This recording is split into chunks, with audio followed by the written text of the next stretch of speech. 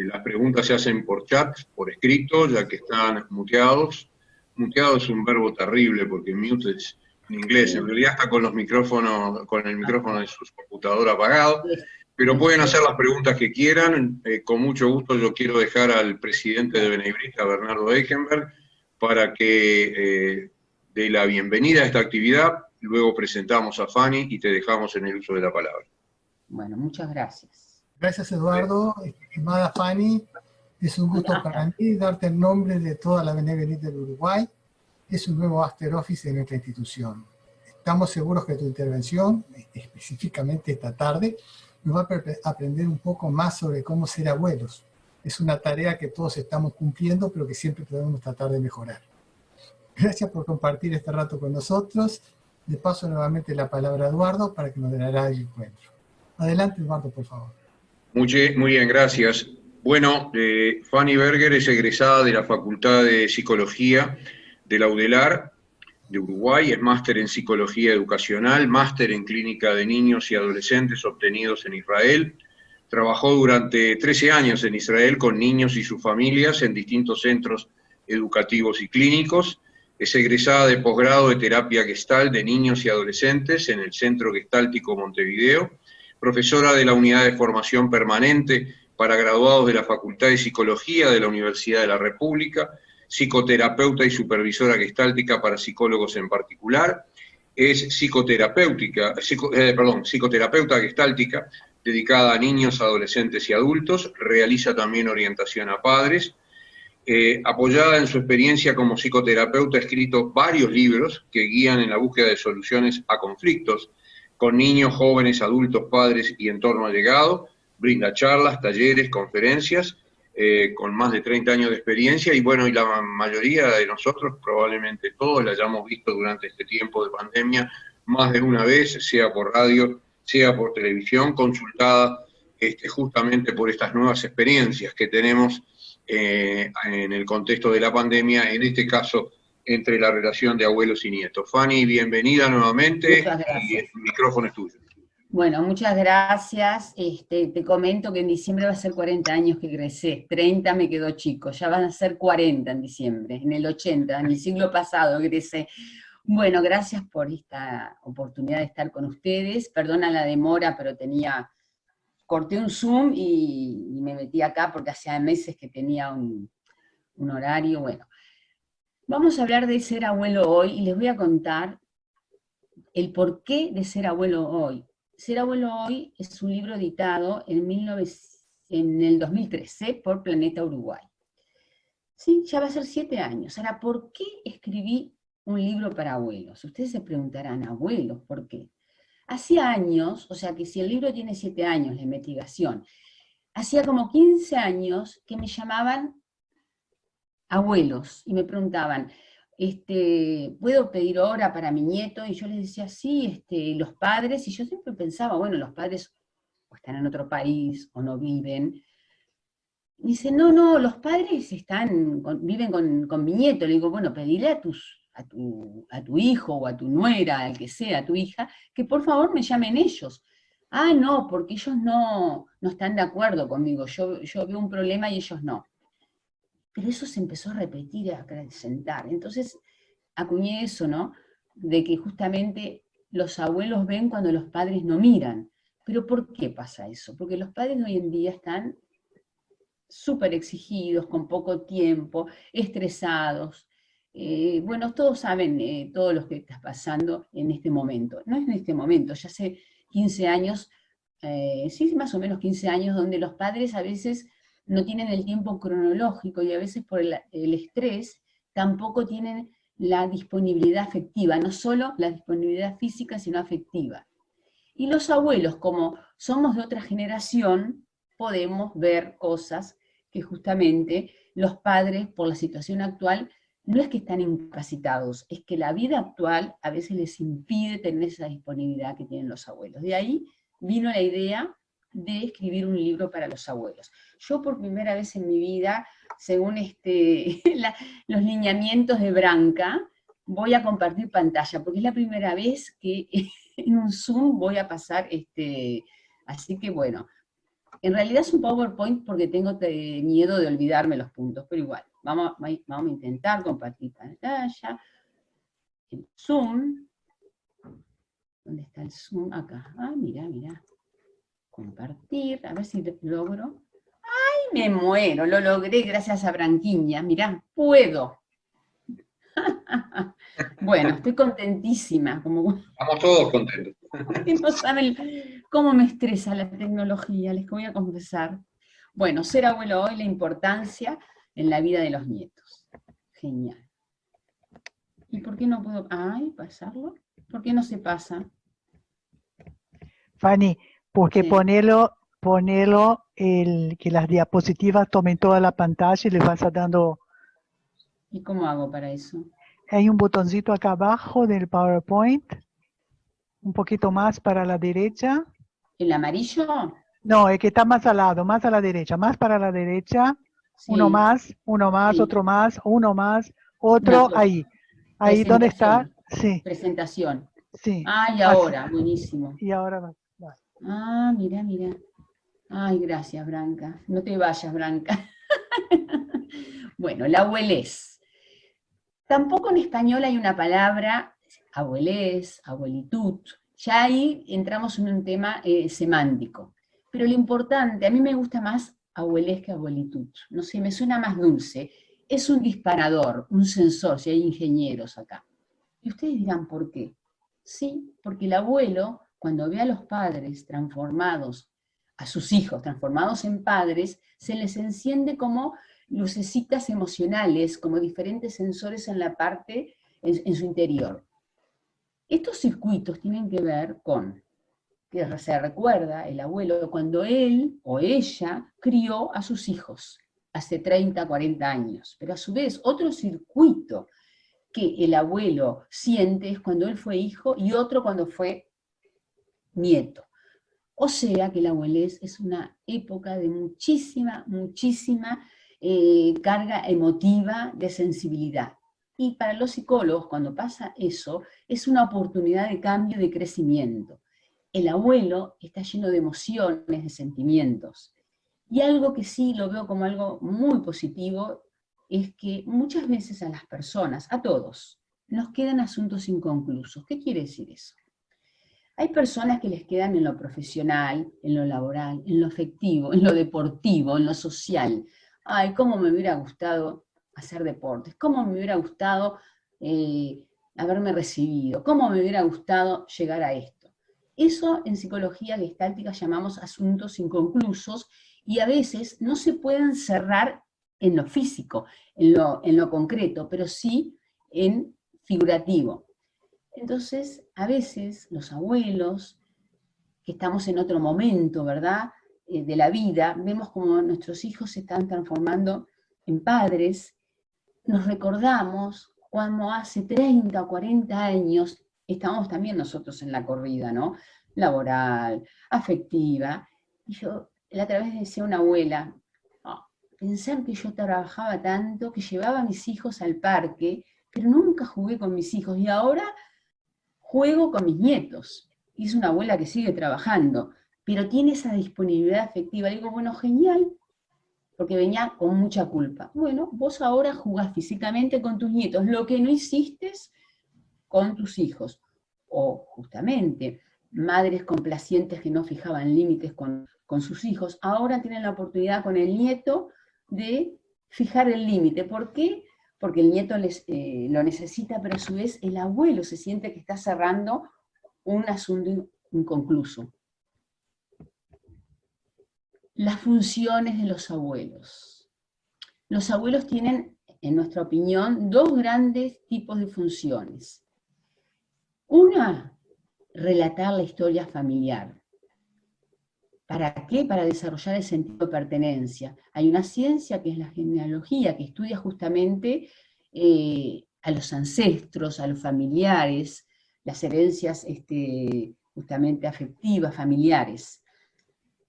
Uno dice, relatar la historia familiar, ¿qué tiene que ver con los abuelos? Y sí, porque hoy en día, con esta sociedad tan ready-made, tan espontánea, todo instantáneo, si no me gusta te tiro, desechable, no hay a veces ese momento, esa disponibilidad a escuchar los relatos de cómo se vivía hace 30, 40, 60, 70 años. Y el relato familiar, que el abuelo lo hace muy bien, desarrolla el sentido de pertenencia, que es primo hermano de la autoestima, no es lo mismo, pero ayuda. Los que peinamos canas, ¿se acuerdan? A diferencia de esta generación, de estas generaciones, que uno tenía sentido de pertenencia y iba a una Tnuá sionista, por ejemplo. Iba a un partido político, ¿verdad? Pertenecía a tal familia. Nuestros abuelos, que se agrupaban no solo los judíos sefaraditas, los ashkenazim, los alemanes, eso te daba sentido de pertenencia. Los españoles, hay clubes según la región de España, de Italia, porque así se sentían protegidos porque habían dejado sus raíces, sus ancestros, su familia. Eso ayuda a sentirnos mejor. O sea que desarrolla la ayuda a que uno se sienta bien con uno mismo, a desarrollar una buena autoestima. Es re importante que nosotros podamos contar cómo se vivía hace 30, 40 años, qué máquinas no habían, qué máquinas sí habían, cómo eran los vínculos afectivos, cómo era la vida hace 40, 50 años. Los niños les encanta, les encanta. Así que abuelos, a contar las historias de ustedes y de ustedes con vuestros abuelos y vuestros padres.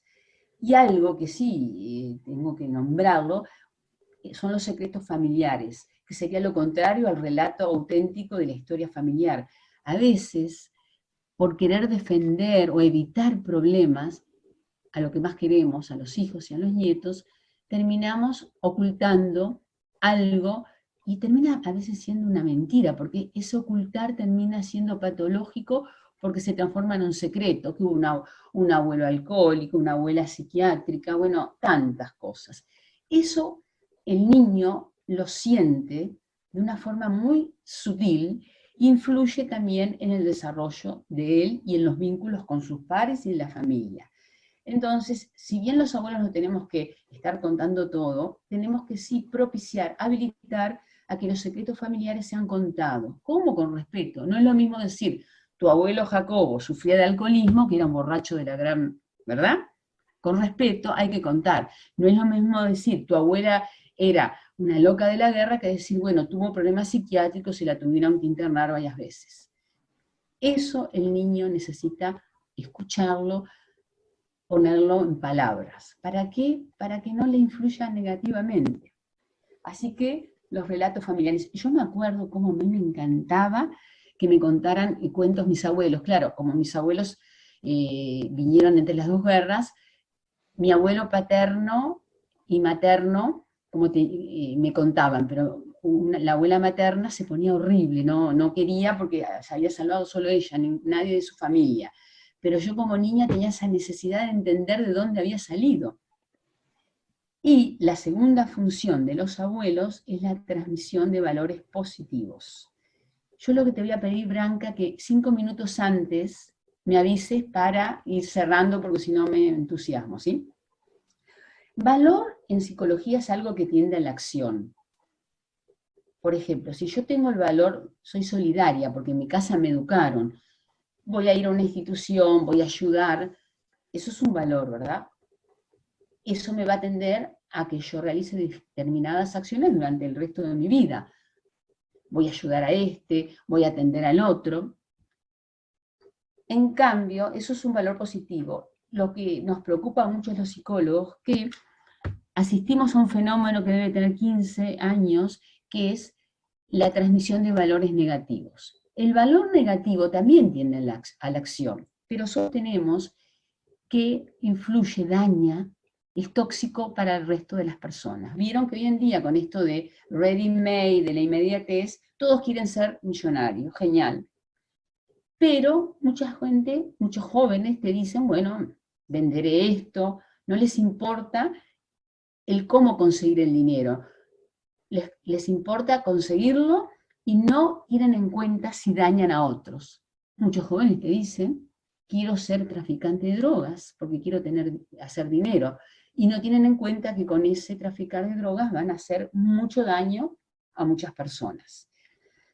¿Por qué digo esto? Porque en esta vida tan agitada, tan autoexigente, a veces la transmisión de valores positivos se obnubila y a veces toman un lugar protagónico los valores negativos. Los abuelos, como fuimos criados y educados y crecimos en otra época, transmitimos valores positivos.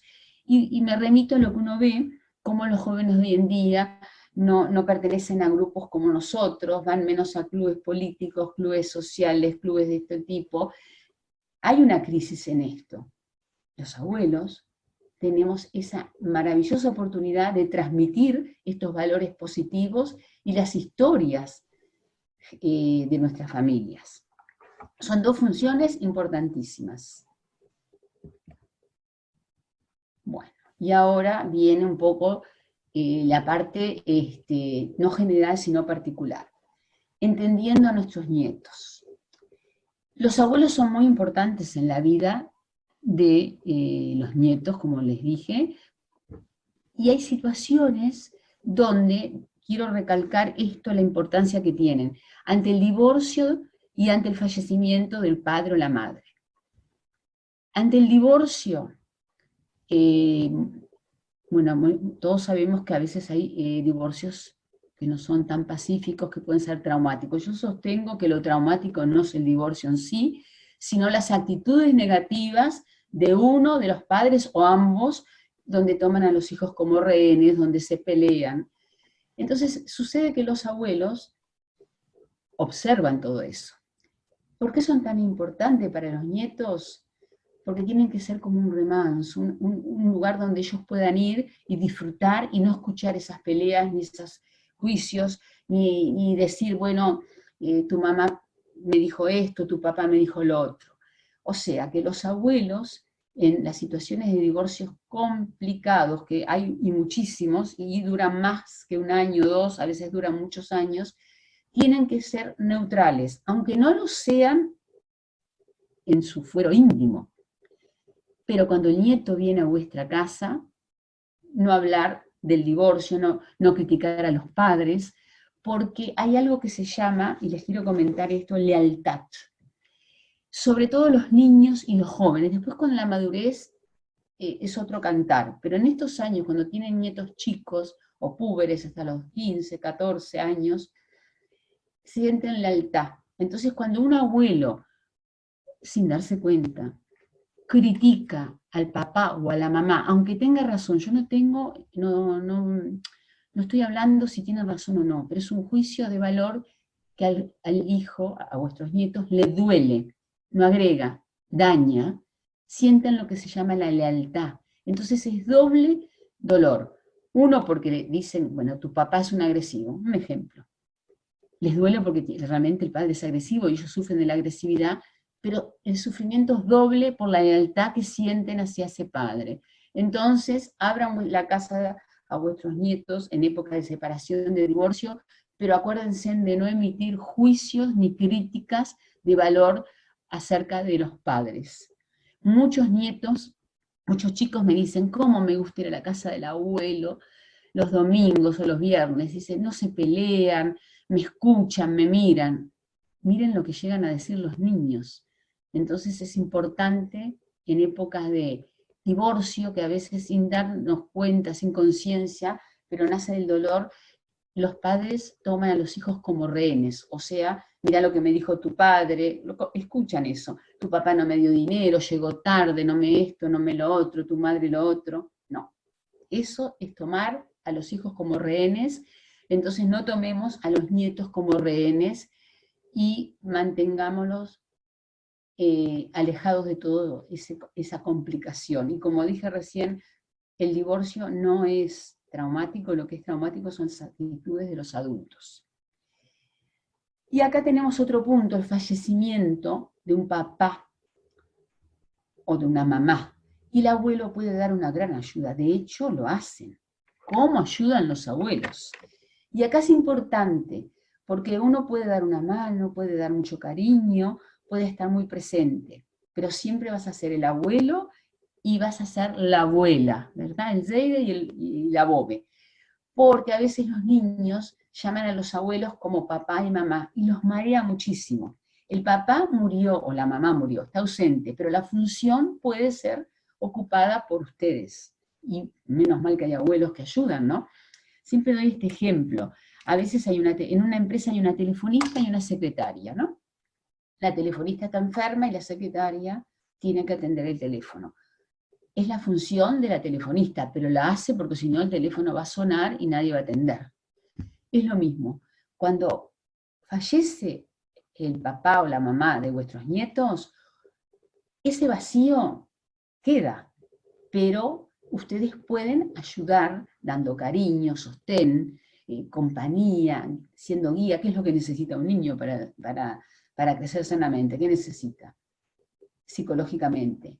Que mis padres me contengan, me sostengan, me guíen con valores, me protejan, me sociabilicen, me eduquen, me manden a estudiar, me permitan socializar con amigos en diferentes áreas. Eso necesita un niño. Entonces el abuelo puede ayudar a eso, pero no va a ser el papá ni la mamá. Y acá una actitud que es bastante más femenina que masculina, el pobrecito, que eso no ayuda. Uno puede tener compasión por un nieto que quedó sin papá o sin mamá, pero tiene que educarlo, tiene que ponerle límites y puede tener, como dije yo, empatía, compasión, pero no lástima. Lo que no ayuda acá es eso de tratar de complacer y llenar un vacío. El vacío está, se puede llenar con actitudes, pero no con con la sobreprotección, con la complacencia, con la compra de regalos. Esto es muy importante porque acá los abuelos son muy importantes en los divorcios y en las muertes de padres jóvenes. Y les comento que yo trabajo con niños, pero también con adultos, y a veces me cuentan los adultos historias realmente muy difíciles. Y siempre les pregunto, para ver cómo es que llegaron a lo que llegaron. Ah, mi abuela me crió, mi abuelo me crió. Entonces, la importancia que tienen los abuelos en la vida de los nietos es valorar a esto, y vamos a seguir con esto, con el hilo conductor, valorar los hijos hoy transformados en padres.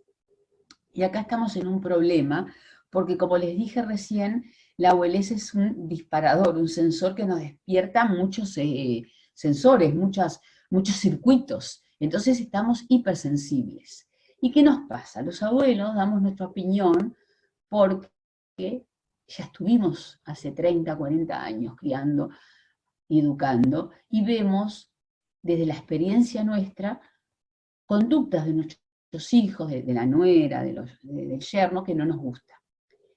Y acá tenemos que evitar los problemas, porque también vienen los hijos cuando están en terapia, por ejemplo, hombres de 30, 40 años, disgustados con las madres, con las suegras, y en realidad yo a través del relato veo que sí, que bueno, tal vez el cómo lo dijeron no fueron las mejores palabras, no sé el contexto, pero tratan de ayudar. Pero ¿qué les sucede a los padres? Les voy a comentar, y a las madres.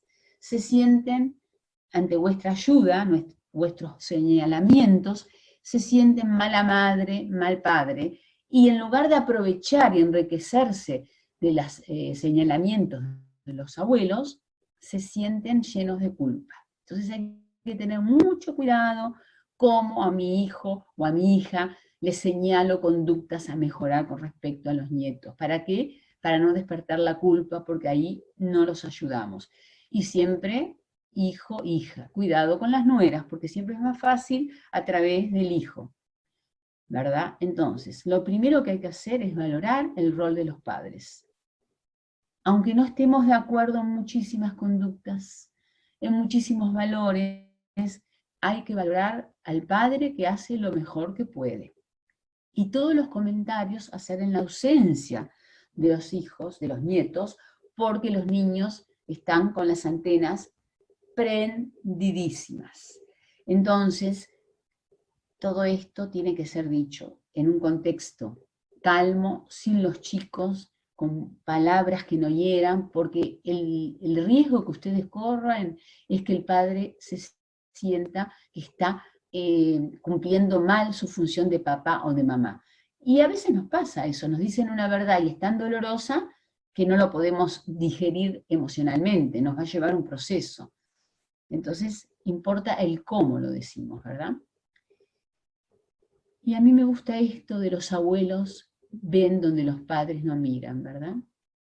Los abuelos tienen experiencia, a veces no tienen tiempo, porque uno se imaginaba, en mi época nos imaginamos a la abuela de Cana, ¿se acuerdan? Vestida como abuela. Hoy las abuelas pueden estar trabajando, son jóvenes, se pueden vestir como teenagers, van al gimnasio, no son las viejitas de mi época. Mi abuela era muy elegante, pero se vestía como una abuela, y se peinaba esos peinados de antes como una abuela, y era una abuela.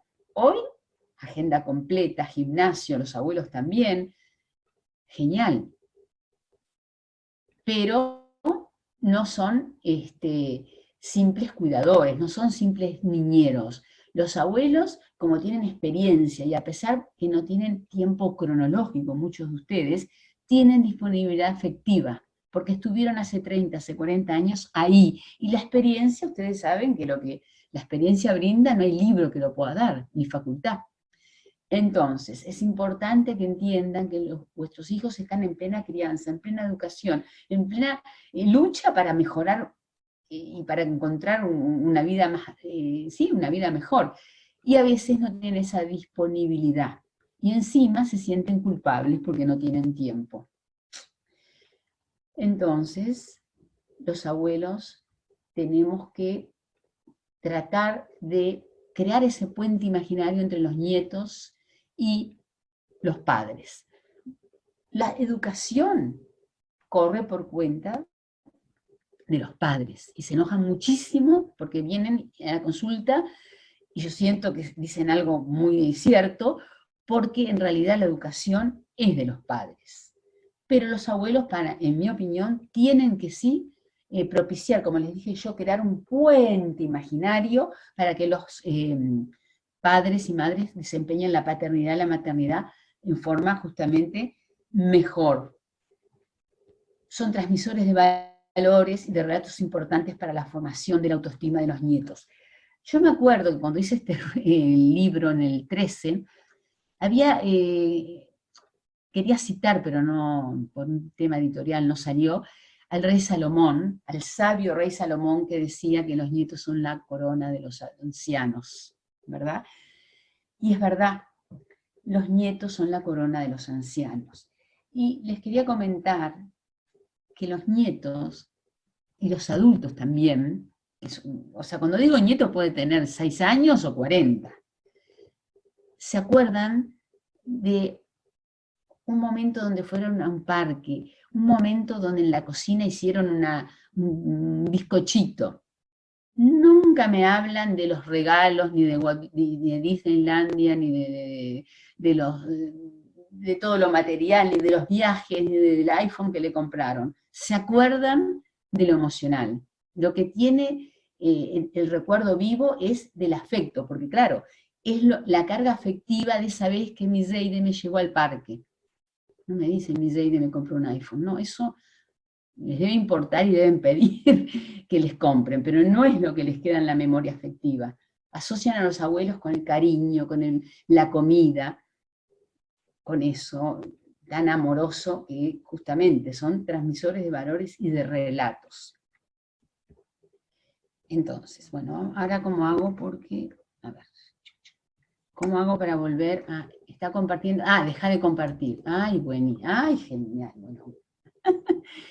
Yo creo que les hice algo, ¿cuántos minutos tenemos? ¿45? No sé. Puedes, si querés seguir, si no, abrimos para preguntas. A mí me gustaría tal vez, porque yo ya veo que ya son 30, preguntas, porque si no yo me engancho con hablar de abuelos y tal vez hayan preguntas. Bueno, en ese caso, Fanny, tenemos preguntas, así que si querés, empezamos. ¿Sí? Claro que primero que nada, muchísimas gracias porque esto fue realmente muy ágil y muy contundente, no tengo ninguna duda de eso. Vamos a dar las preguntas, vamos a trasladarnos un poquitito a la época, a este periodo último, de estos últimos meses, que han sido tan complejos para todo el mundo, o sea, cuando digo para todo el mundo, para todo el universo, digamos, para todo el planeta.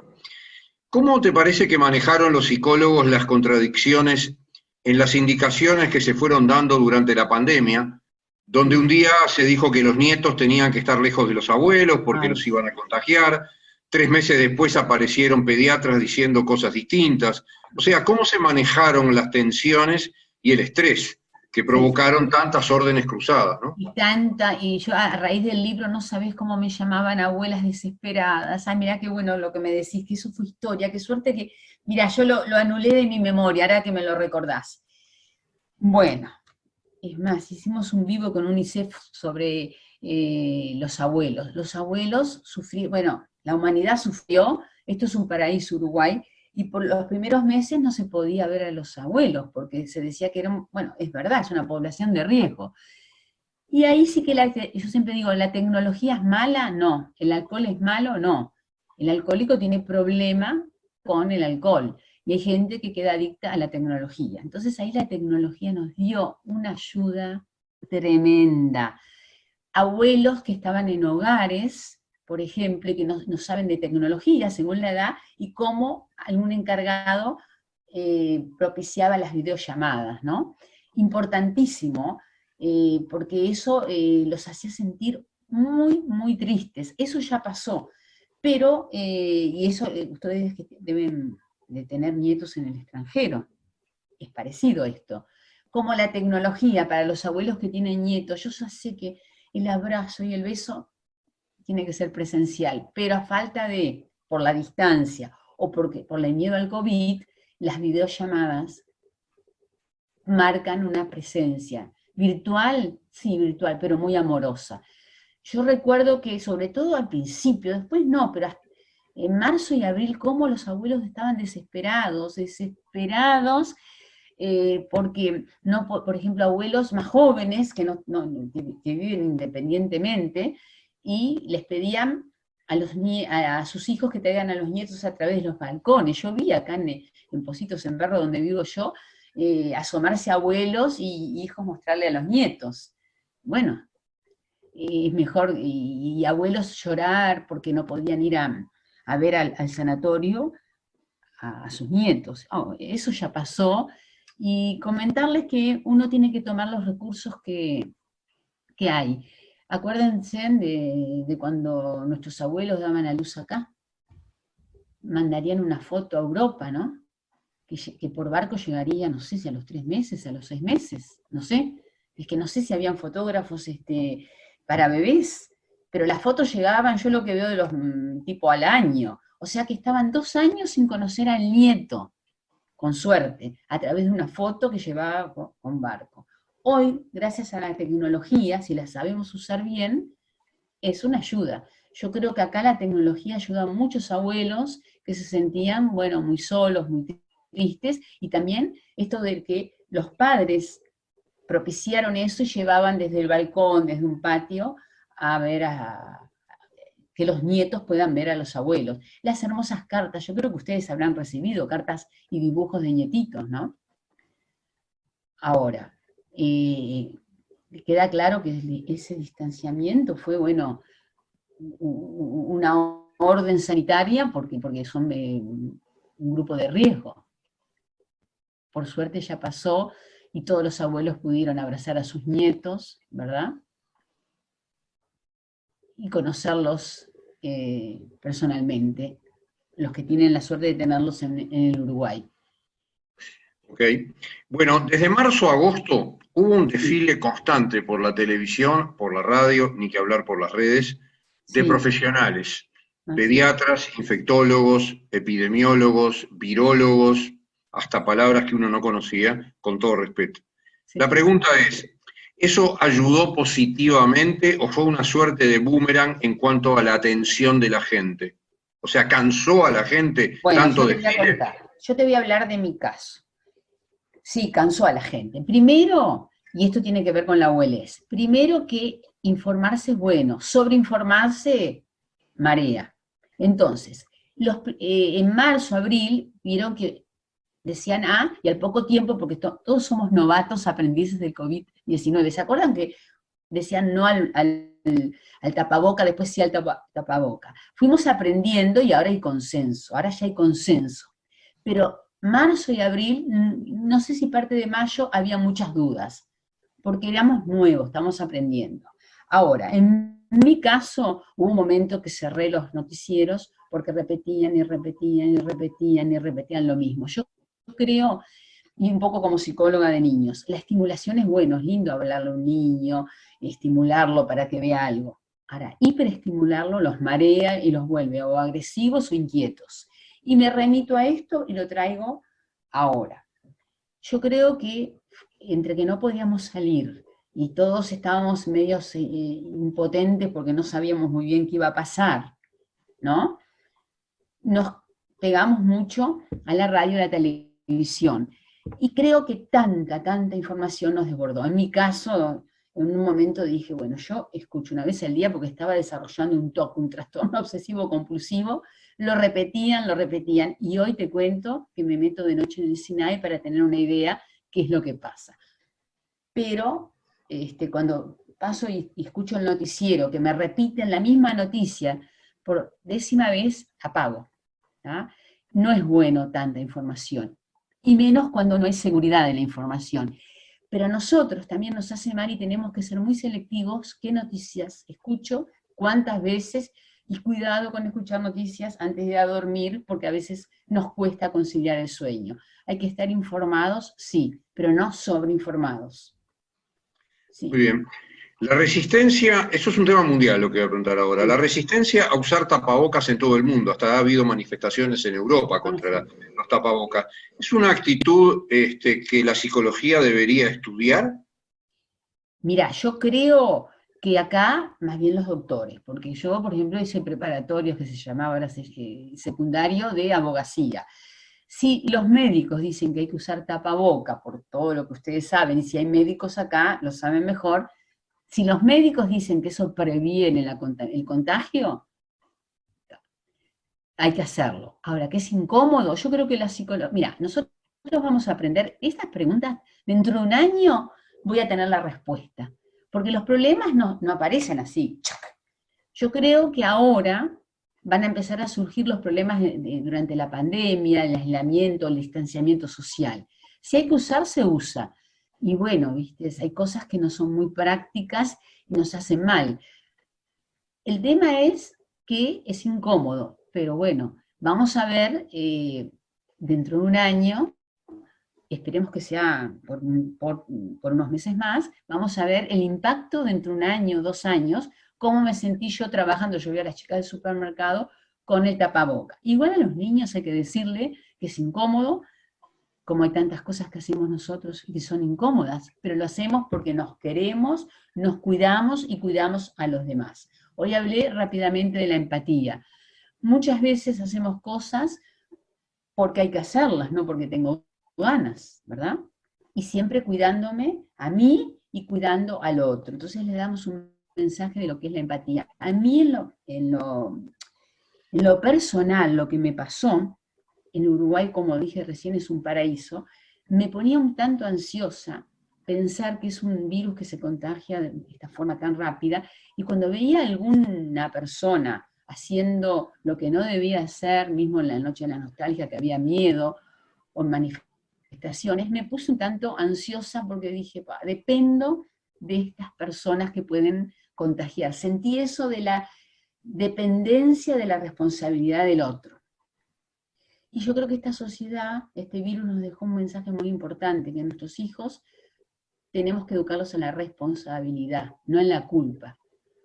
O sea, si yo me dicen que tengo que usar tapabocas, porque hay que usar tapabocas, porque así evito contagiar, aunque me sea incómodo, lo voy a hacer. Eso es educar a los hijos en responsabilidad. Y los abuelos también. Y nada de pobrecito, porque estamos evitando una enfermedad. Dentro de 1 o 2 años vamos a tener más material.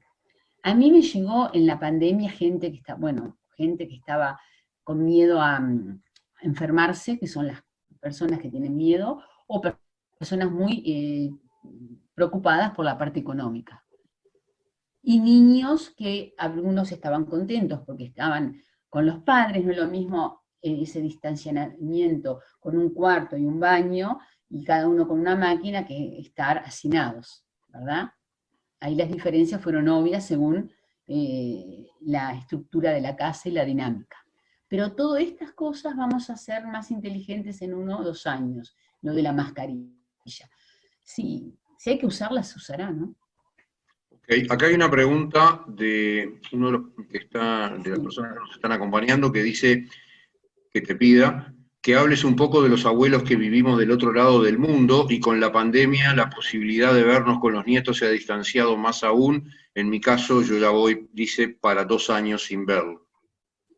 Pero, a ver si entiendo, el abuelo vive acá y los nietos están en otro continente, ¿no? En otro continente, y debe haber, supongo, en la sustancia de la pregunta está la angustia, algo que tú ya tocaste, ¿no? Sí.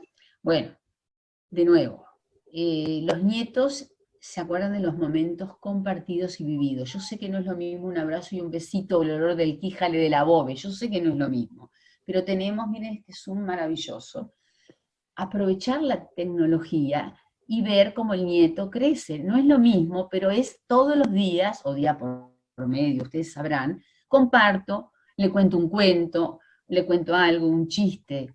Yo estoy presente virtualmente, acá sí que sirve. Yo entiendo que no es lo mismo, como dije recién, pero imagínense hace 20 años que no había, o 30 años, cuando esperábamos las cartas, las gluyot se llamaba, ¿te acordás, Branca? Esperábamos las cartas y las fotos, y íbamos a... Pero hace 30 años esperábamos cartas y fotos, íbamos a ver cómo salían las fotos. Hoy tenemos la inmediatez, a tal hora me conecto y te veo crecer, vos me ves. El otro día una amiga mía que tiene 3 hijos en diferentes países alejados, cumplió años. ¿Sabés lo que hizo? Se llevó la computadora a la cocina, se cocinó algo rico, y todos comieron. Yo sé que no es lo mismo, ¿no? Pero por lo menos un poco de humor, porque el humor también es un recurso personal. Comieron juntos cada uno en su cocina. Eso es tener humor y eso es creatividad. Hay algo que nosotros en Gestalt, en terapia gestáltica, trabajamos, que se llaman recursos personales, que es lo que tengo yo, lo tengo que iluminar. ¿Para qué? Para sufrir menos. La creatividad, el humor, son recursos personales que nos sirven. La tenacidad, el ser solidario, hay tantos. Entonces usemos la creatividad. A este abuelo que no puede ver al nieto físicamente, que lo vea virtualmente, y que haga lo que quisiera hacer. No sé si contarle un cuento, si es una bobe, mostrarle cómo hace la comida, mostrarle lo que sea, pero que lo haga virtualmente. El humor es importante en estos momentos. Lo que no es bueno es pensar en el problema. Sí ayuda a ver en las posibles soluciones. Por ejemplo, conectarme. Tengo el Zoom, tengo el Meet, hay tantas plataformas, tantas aplicaciones y programas, y conservar el contacto. O sea, que estos nietos se van a acordar de mi abuelo, de mi abuela, que todos los días lo veía por Zoom y me contaba y me mostraba. Fanny, para cerrar la última pregunta, dice así: muchos adultos mayores viven, en Uruguay por lo menos, viven solos. Hay muchos, tanto hombres como mujeres. ¿Cómo está influyendo la pandemia en esta situación? O sea, ¿cómo ves tú desde el campo de la psicología y de tu trabajo que la pandemia está influyendo en estas situaciones de soledad? Por más que tengan algún contacto audiovisual, pero el hecho de estar solos todo el día y no poder salir prácticamente. Bueno, igual ahora se puede salir, porque con mascarilla, con tapaboca, como se dice, se puede salir. Hay muchas actividades que no se pueden realizar. Mira, te contesto con lo mismo que hablé recién de los recursos personales, iluminarlos. Entiendo que las personas que tenían, por ejemplo, grupos de pertenencia, los abuelos que tenían todo, el lunes en la Visto, el martes la Beneverita, el miércoles no sé qué, la gimnasia, todo, está el Zoom, no es lo mismo. A ver, yo tengo dos actitudes. Que sola que estoy, que solo que estoy, vivo sola, el grupo no se reúne, las fiestas se anularon, el gimnasio, bueno, los gimnasios ya abrieron, pero no hace tanto, ¿verdad? Y empiezo a darme manija, digo, bueno, es lo que hay, esto va a terminar, porque todas las pandemias terminaron, y más esta que todo el mundo quiere, o sea que esta va a terminar más, estoy segura, más rápido que la fiebre española de hace 100 años, que duró casi 2 años, que no existía la tecnología que existe hoy, o sea que esta pandemia va a terminar, no sé cuándo, después, pero lo más rápido posible. Entonces, o me pongo a autocastigarme, qué horrible, estoy sola, estoy solo, no tengo el grupo, no tengo la... No, señores, no tenés presencia física. Hay clases de gimnasia, si tenés miedo de ir al gimnasio, que están abiertos hace unos meses. Me encuentro con grupos de amigas por Zoom. Yo ya sé que no es lo mismo, pero en esto de que hay problemas, no importa el problema, sino las soluciones que yo trato de encarar el problema. ¿Para qué? Para que no sea grande, para no sentirme más sola, más solo.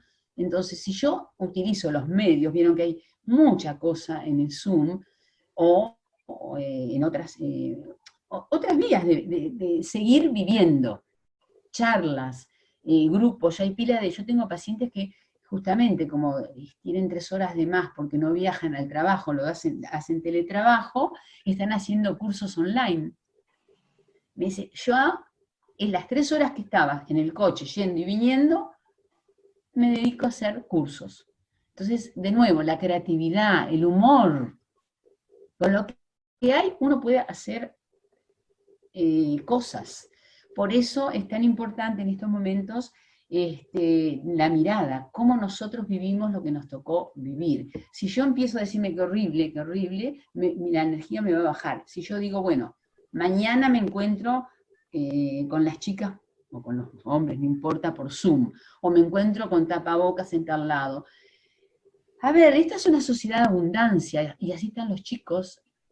Hoy hablé más de los abuelos, pero los niños de hoy en día son muy frágiles, son muy débiles emocionalmente, porque en esta abundancia, en esta complacencia, en este hiperconsumismo.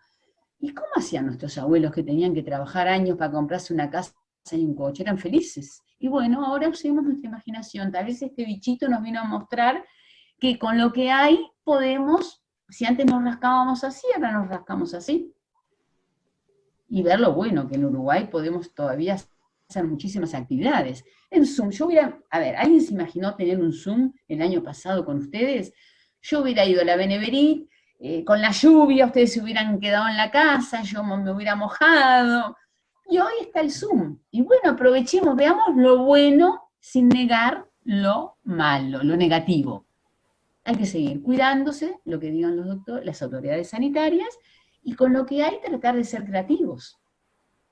Buenísimo tu mensaje energético, sin ninguna duda, Pani.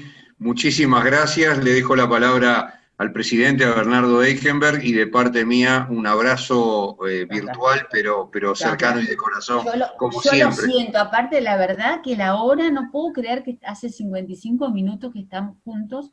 Estamos. Me parece que hace 10 Gracias minutos. a Zoom. Y a ustedes. Y a ustedes también. No, a ti. Bernardo, adelante. Estimada Fanny, la verdad que te agradezco en nombre de la institución, de todos los presentes que estamos escuchando. Muchas gracias. Seguro que para todos ha sido muy valioso lo que nos han contado, y contar contigo siempre cada vez que necesitemos una ayuda, un apoyo y todo este conocimiento.